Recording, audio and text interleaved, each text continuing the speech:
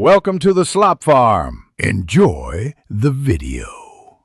You start by selecting the exact pages you must analyze, homepage, templates, account flows, because unused rules vary by route.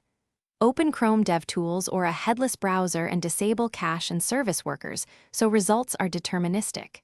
Then run an initial coverage or CSS audit while interacting with the page.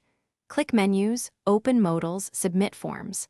Once done, export the raw coverage data. This is the only reliable snapshot of which selectors actually executed during. Now aggregate every coverage export into a single corpus so you don't miss routes. Use a small script to parse each entry. Map unused selector bytes to originating stylesheet and line ranges, and mark them unused across the full set.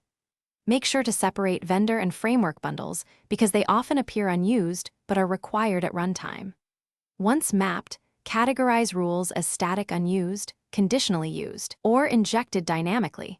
That distinction guides safe removal versus caution. Finish by pruning only the rules confirmed unused across all recordings, and commit those deletions in a dedicated PR. Then run your full suite of automated E2E and visual regression tests, and manually exercise key user journeys to verify appearance and behavior. If anything breaks, revert the commit and rerun coverage with broader interactions or simulated devices.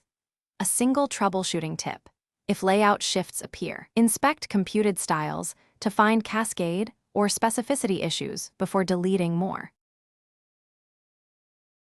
Thanks for watching. Consider subscribing if we helped you today.